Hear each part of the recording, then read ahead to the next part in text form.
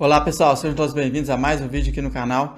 Nesse vídeo vamos comentar sobre o HGLG11. Saiu um relatório gerencial bastante completo aí do fundo, muita explicação e vale muito a pena você ler o relatório para ficar por dentro do que está acontecendo com o fundo.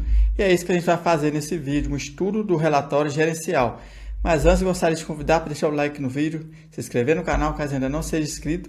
Essa é a forma de você apoiar meu trabalho e quando você faz isso, o YouTube vai divulgar nossos vídeos para outras pessoas que também precisam aprender sobre esse conteúdo. Então deixa o like, se inscreva, caso ainda não seja inscrito, ative o sininho para você ser notificado sempre que eu postar um vídeo novo. Vou deixar na descrição do vídeo o link do nosso grupo gratuito do Telegram, grupo onde a gente troca ideia lá diariamente sobre investimentos, um tira dúvida dos outros, um ajuda o outro e assim a gente vai aprendendo cada vez mais a investir. Então vamos começar os nossos estudos. E esse aqui é o fundo que vamos estudar hoje, HGLG11, esse é o código, então se você deseja comprar na bolsa, esse é o código. Valor total da cota 162,20, ele está com um yield de mais de 10%, para um fundo de logística de boa qualidade como esse, é um yield muito atrativo. Nos últimos 12 meses ele já caiu 4,04%, no mês atual está subindo um pouquinho, em 0,13%. Aqui a gente vê o gráfico, né? Ele é um fundo que não oscila muito. O fundo tem uma boa gestão, tem um portfólio bom, então ele não tem por que ficar oscilando muito. E é isso que a gente vê aqui no gráfico. A gente pode ver que o valor patrimonial da cota é 147,80, ele está com PVP de 1,10, ou seja, 10% acima do seu valor patrimonial. Esse é um dos poucos fundos que negocia sempre aí com ágio. Temos aqui o patrimônio do fundo 3,4 bi, então é um fundo bilionário. Ele tem 334,3 mil cotistas em sua base. Ele é um fundo que ele paga um provento linear durante o semestre. Todo final de semestre ele paga uma diferença, né? Porque o fundo é obrigado a distribuir no mínimo 95% do lucro caixa no semestre. Então ele vai mantendo o resultado linear e no final do semestre ele paga um pouco mais. E foi isso que aconteceu com o último provento referente ao fechamento aqui do semestre. Referente ao mês de dezembro, ele pagou 2,20 por cota, muito bom. E aqui a gente vê os FIIs com HGLG no portfólio, então não tem nenhum com mais de 1%, maior posição do BBFO11, 0,5% de participação, temos alguns institucionais posicionados aí no ativo. E esse aqui é o relatório gerencial, vamos dar uma lida nele, que a gente pode ver todos os dados do fundo. Ele já começa colocando um resumo. Me chama a atenção que ele já tem 1 milhão de metros quadrados de área bruta total.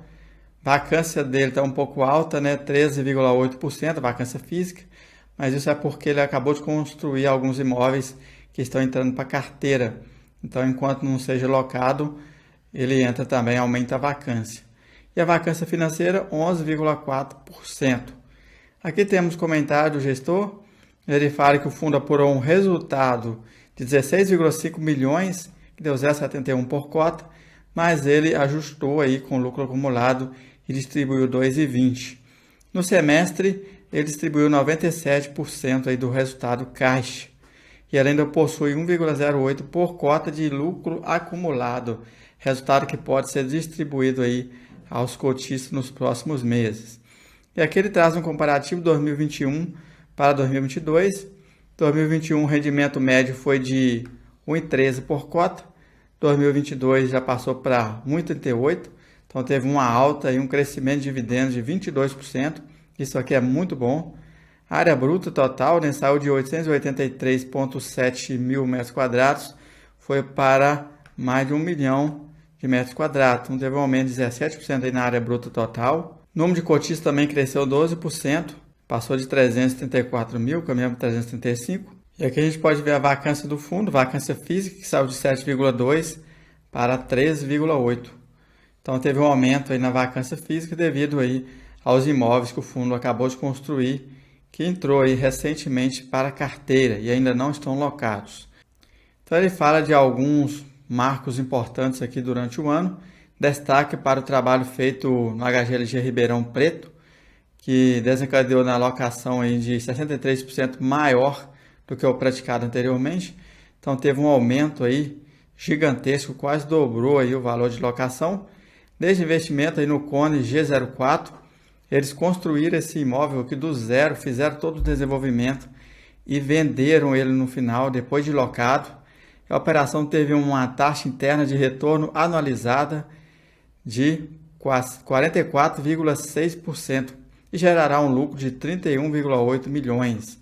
Muito bom, foi uma experiência muito boa aí para a gestão, um resultado extraordinário. A conclusão do desenvolvimento do galpão G200, HGLG Itupeva 2, ele fala sobre isso aqui, e investimento nos imóveis BTS Meli e Parque Torino. São as aquisições que eles fizeram em Minas Gerais, são excelentes imóveis, excelentes condomínios logísticos que eles adquiriram aqui. E ele fala um pouco aqui do planejamento para 2023, a gestão, devido ao cenário atual, visa manter o foco aqui em continuar a melhorar a exploração dos imóveis, especialmente em termos de valores de locação, atuação em desenvolvimentos que aumentem o potencial de renda do fundo, no médio prazo, né? Reciclagem de ativos do portfólio, isso aqui é muito bom, agrega muito valor para o fundo, a reciclagem que eles fazem, eu gosto muito. Manter caixa e, havendo momento de mercado, eventualmente captar recursos aí para fazer novas aquisições. Então a gente pode ver, recentemente ele concluiu a aquisição da fração ideal de 10% das unidades aqui, 5, 21 e 30, no condomínio denominado Textal, em Hortolândia, São Paulo. Ele fala aqui a forma de pagamento, fala também que o fundo passou a deter 100% das unidades. Ele tinha 90%, comprou o restante, os 10%, e agora está com 100% aí do ativo. Sobre a alavancagem em torno aqui de 8%, em 2022, vai começar 2023 em 8%, começou 2023 em 8% e vai reduzindo até 2032, onde ela vai zerar. E aqui a gente vê os 5% retido em caixa, que o fundo pode reter, né, conforme a lei, dá nessa média aqui, ó. Então quase que daria para pagar a alavancagem que o fundo tem aí no momento. Somente com esse fluxo de caixa de 5% que ele pode manter semestralmente. Isso é um crescimento orgânico aí que a gestão pode fazer. No setor comercial não houve alteração na área ocupada, né? Ele fala sobre demandas avançadas aqui no HGLG Itupeva G200. Tivemos algumas visitas também, 5 a 10 mil metros quadrados, né? Empresas procurando entre 5 a 10 mil metros quadrados no condomínio HGLG Itupeva e cujo G100. Empresa interessada formalizou a proposta também, então tem alguns interesses aí nas partes vagas do fundo. No HGLG Ribeirão Preto, um dos locatários ainda não aceitou o ajuste, né, do aluguel, está em negociação ainda. Se não houver negociação, eles vão para a justiça, né. No HGLG Betim, ele segue esperando aqui a devolução do imóvel, mais o pagamento de multa de 10 milhões. Também fala sobre remodulação do ativo. Eles vão fazer até 12 módulos, com áreas de 4.500 a 6.000 metros quadrados. Então vão dividir o imóvel em vários módulos para facilitar a locação. Eu acredito que vai gerar até um valor maior para o ativo. A HGLG São José dos Campos e o Washington Luiz temos tido consultas e visitas de variados setores e estamos trabalhando com uma postura comercial mais agressiva. Então eles estão trabalhando com a postura mais agressiva aí para eliminar a vacância. Para 2023, nossa expectativa é de ajustar a estratégia comercial para ativos que não conseguimos performar em 2022. Então, estamos de olho aí nos ativos que não performaram bem. Master Labs foi concluído em dezembro as obras de reparo da fachada e da pintura do imóvel. Então, eles fizeram aí uma reforma nesse imóvel que ficou bonito. HGLG Ribeirão Preto foi concluída em dezembro a instalação da nova comunicação visual do condomínio, aquelas placas que tem dentro do condomínio, né? Isso ajuda muito, faz o condomínio ficar mais bonito, mais charmoso.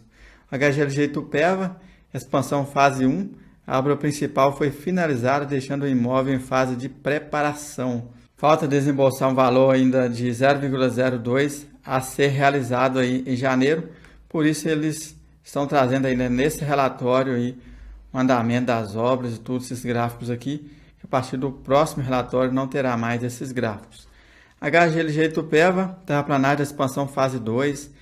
Em dezembro, a obra alcançou um avanço físico de 89,02. Está falando de terraplanagem. Esse aqui está no início, essa expansão está no início, então está em terra ainda.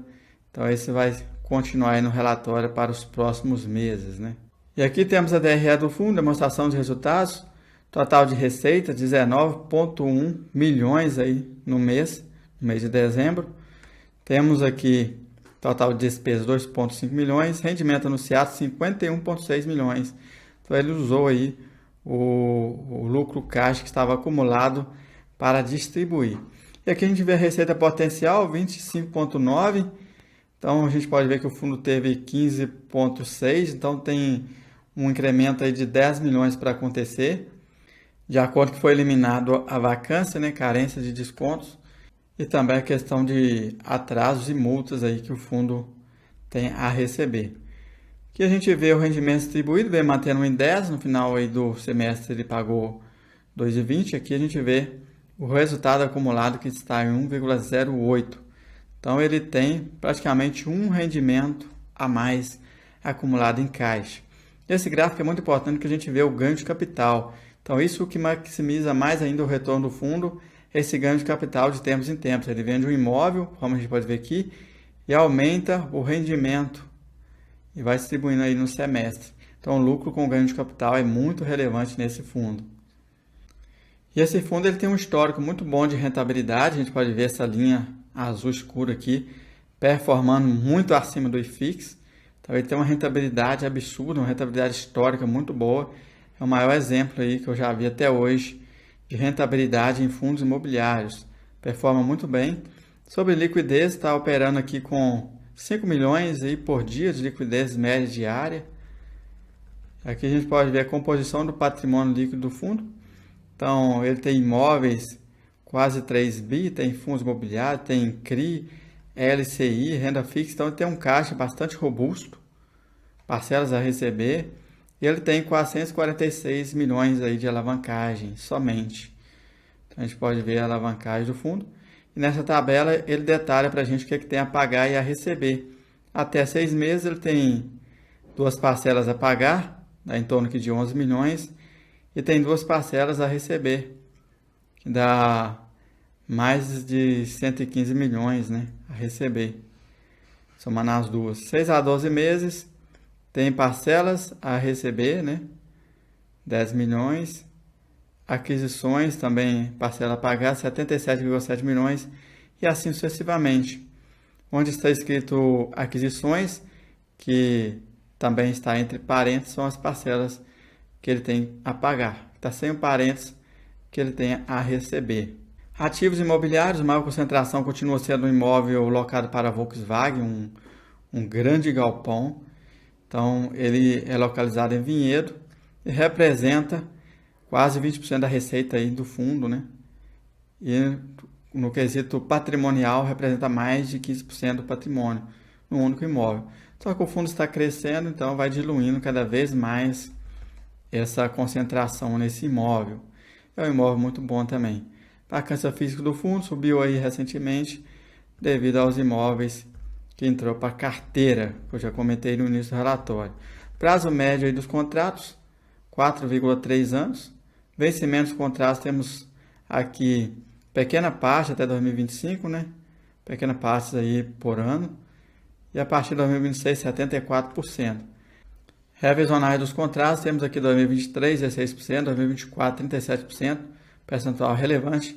2025, pequeno percentual, e a partir de 2026, aí 27%. Mês de reajuste, então temos reajuste de janeiro, fevereiro, março e assim sucessivamente, praticamente aí todos os meses do ano, né? Temos aqui tipicidade dos contratos, atípicos 32% somente, típicos 67,5%. Então a maior parte são contratos típicos. Temos aqui a classificação dos imóveis, 37% é AAA, mais alta qualidade, AA 38%, maior parte, A 7%, B 10% e C 8%. Então ele tem imóvel também na classe C, né, que são imóvel de uma qualidade e localização mais desafiadora. E aqui a gente vê o portfólio logístico, né? Vou passar bem rapidinho aqui.